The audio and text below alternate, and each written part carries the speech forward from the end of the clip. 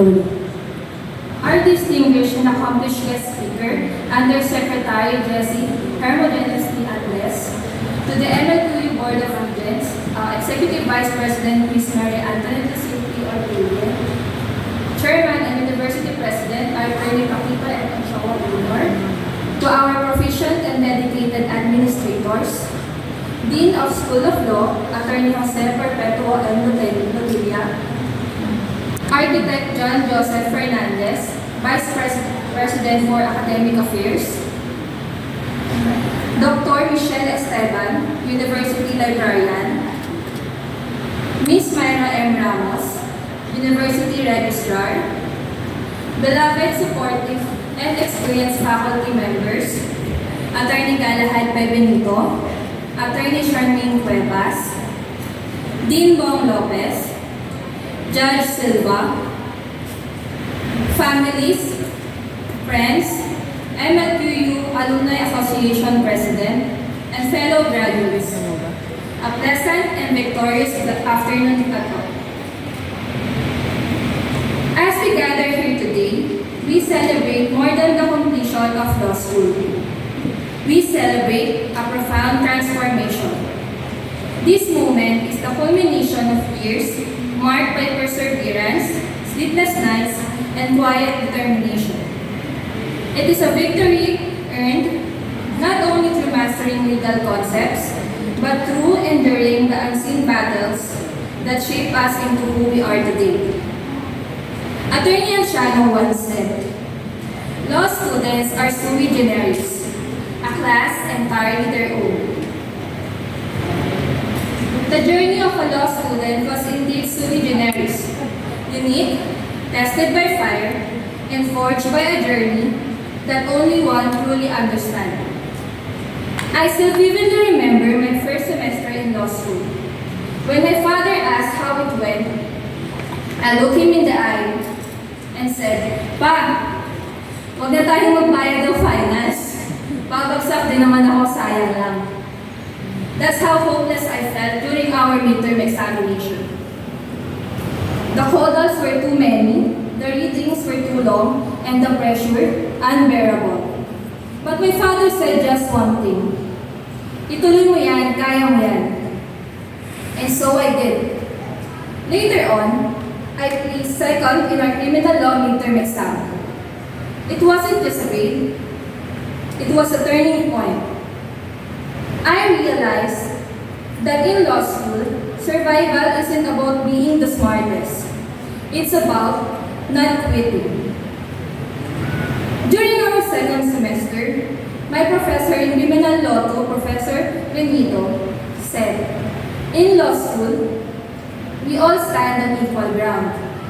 Brilliance can give you a head start, but it's the relentless hard work that truly carries you through. You can excel if you work hard and give it your all." And that's exactly what we did.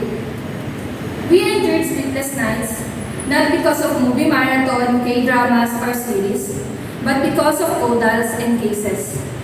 We deciphered Supreme Court rulings with blurry eyes until 3 a.m., and yet, we were told to recite that one case we didn't reach. I never thought I'd get a score with a line of 6 until Succession and Constitutional Law 1, Class 2 Bureau. I've never been so nervous in my life until our criminal law 2 recitation, wearing blindfolds, like we were in a hostage situation. There were days I wanted to quit, days when I felt I wasn't enough, but we kept going, because giving up was never an option. We became more spiritual than we ever thought we'd be. We prayed every day, before exams, during exams, and even in our group chats, "Lord, sana po lecture lang muna. Sana po pumasok kaming lahat." Law school taught us not just the value of hard work, but the power of faith. Many of us live on the edge of burnout. Some of us studied between shifts, others juggled work, school, family, and still showed up, exhausted but determined. We were like contestants in a noontime show, Laban o Bawi. And every day we choose to laban, to keep going. We only said bawi tayo when we got low scores. That was our battle cry. And yes, we did just that. Tuloy ang laban hanggang dulo. We are indeed sui generis. We are a unique breed, tested by fire, shaped by struggle, and bonded by experience. We belong to a community that knows how to persevere, how to argue with reason, and how to stand with conviction. No one truly understands what it means to go through law school, except those who have done it. Our friends didn't always understand our silence. Our families sometimes mistook our distance for disinterest. But what we carried wasn't just academic. It was emotional, psychological, and deeply personal. But through all this, we discovered something powerful. We are capable. Capable of pushing through when everything inside us said stop. Capable of understanding complex ideas even when we initially felt completely lost. Capable of enduring pressure and stress at levels we never imagined. We discovered that resilience isn't about being unbreakable. It's about getting back up every single time, stronger and more determined than before. Today, we are not just walking away with a degree. We are walking away with discipline, with grit, with an understanding of justice, and the courage to fight for it. We are not just law graduates. We are survivors. We are warriors. And now, as I stand before you today, filled with gratitude and awe, I am reminded that no one reaches this point alone. Behind every law student is an entire village. People who lifted us when we were weary, who believed in us even when we doubted ourselves, and who walked beside us every step of the way. This milestone is not mine alone. It belongs to all who supported, guided, and prayed for me throughout this journey. And so, allow me to take this moment to honor and thank the many hands and hearts who made this possible.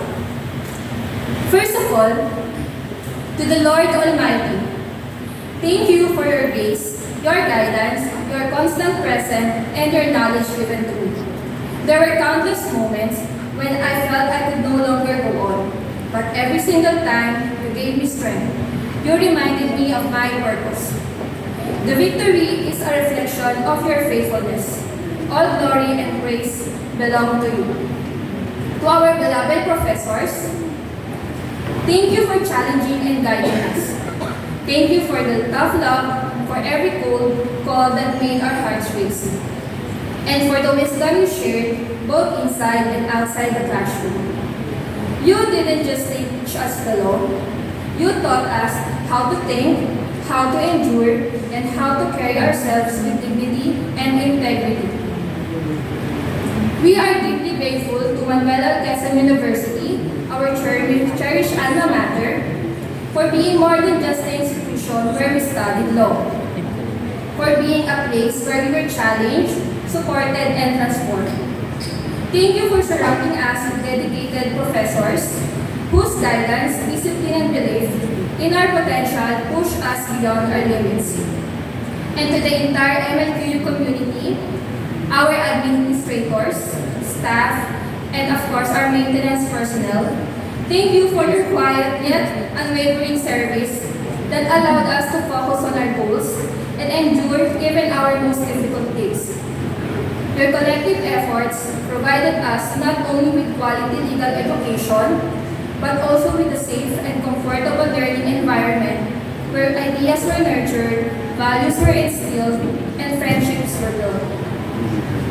To the Manuel Quezon University School of Law Office, Ma'am Tonette Mendoza, Attorney Elsa Cactac, and Vice Dean Ria Cabrera, Dean Judy Lotilla, and to all the staff who have stood beside us from the very beginning.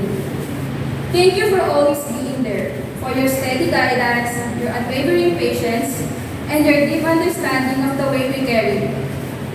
You were the ones who kept things moving behind the scenes, who answered our endless questions with grace, who helped us navigate schedules, requirements, and moments of crisis. You were more than our administrators. You were pillars of support throughout our law school journey, and for that, we are deeply grateful. And to our families, you are our backbone. Thank you for your love, patience, and countless sacrifice, for understanding the missed dinners, the canceled vacations, and the quiet anxiety you couldn't always name but choose to carry with us. You were our first source of strength and our safe haven on our hardest days.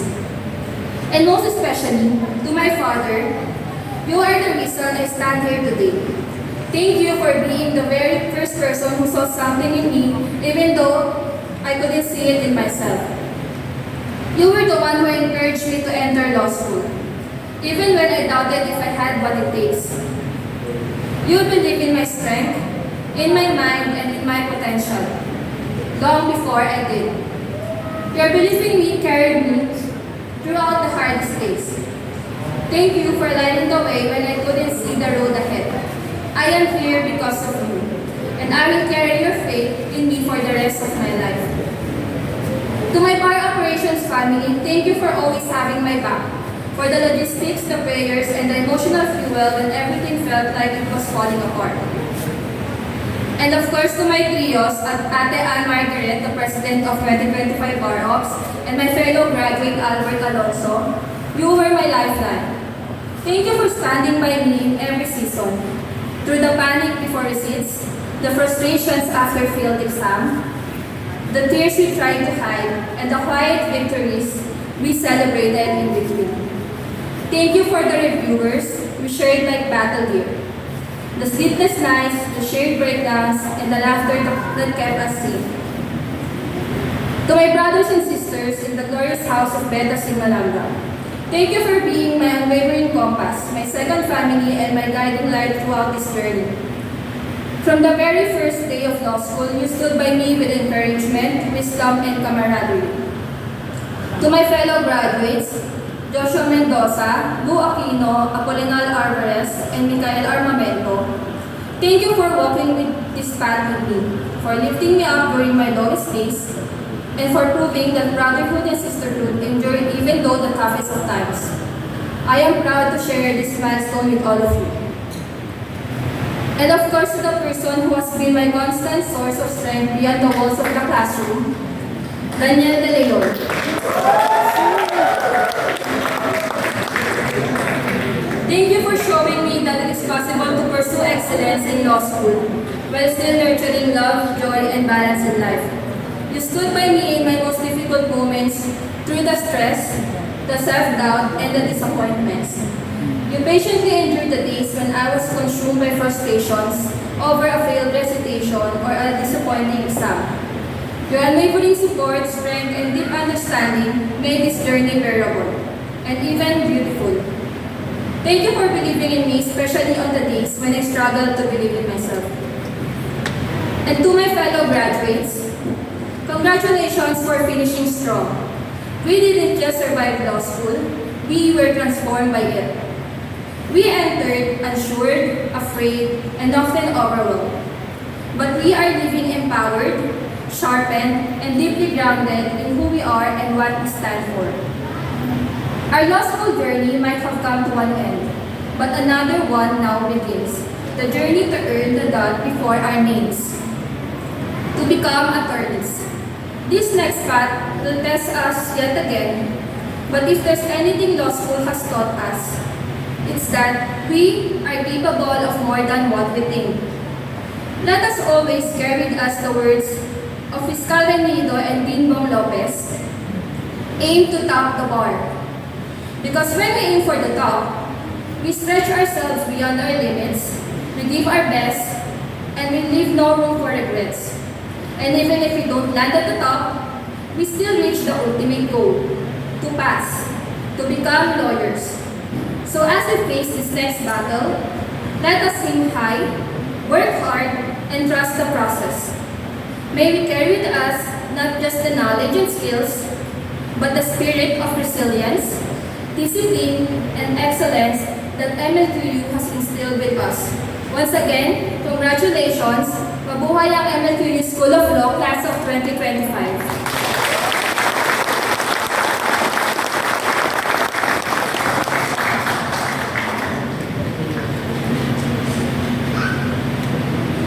Thank you, Ms. Babar. The Pledge of Loyalty by the graduates will be led by Ms. Josephine M. Montalvo, Second Honors. Graduates, please rise. After the pledge, please remain standing. Please raise your right hand and repeat after me. The Pledge of Loyalty. Conscious of the trust and responsibility that upon my shoulders lie, and invoking divine aid, I solemnly pledge my devotion and my loyalty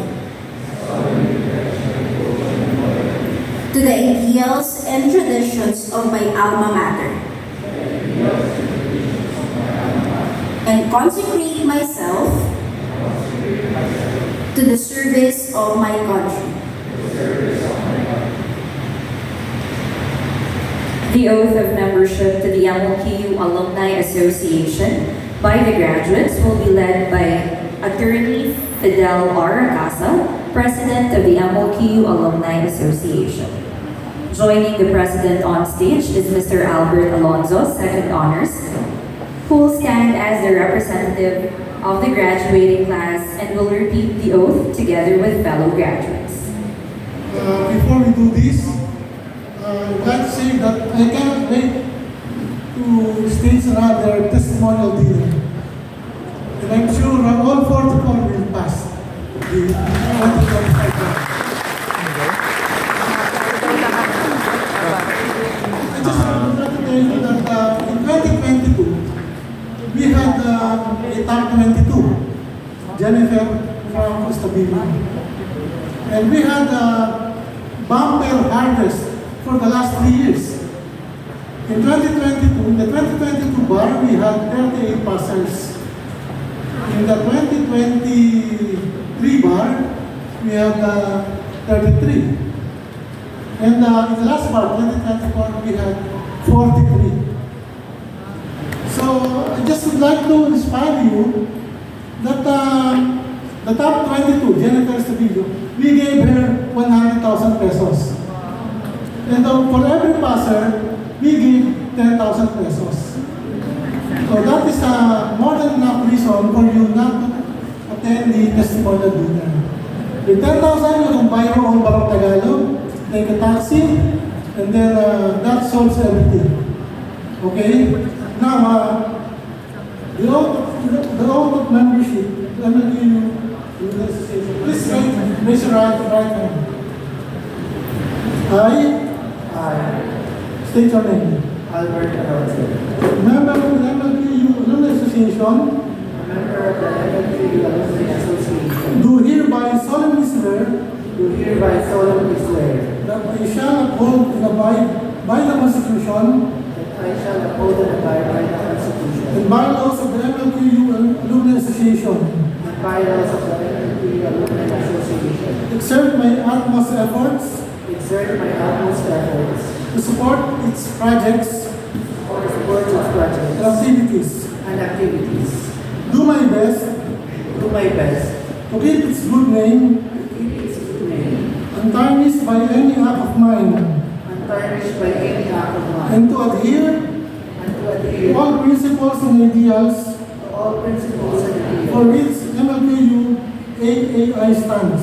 for which MLQU AAI stands. I also make the solemn promise I also make the solemn promise that in all my undertakings that in all my undertakings I shall conduct myself in a manner I shall conduct myself in a manner befitting a worthy member of the association. befitting a worthy member of the Finally, Finally, I wholeheartedly pledge I wholeheartedly pledge my full commitment my full commitment to my alma mater, to my alma mater, the Manuel L. Quezon University, the the Manuel L. Quezon University in its effort to build in its effort to build a humane society a humane society and enhance the quality of life and enhance the quality of life through education, through education, which is the basic foundation which is the basic foundation of its vision and mission.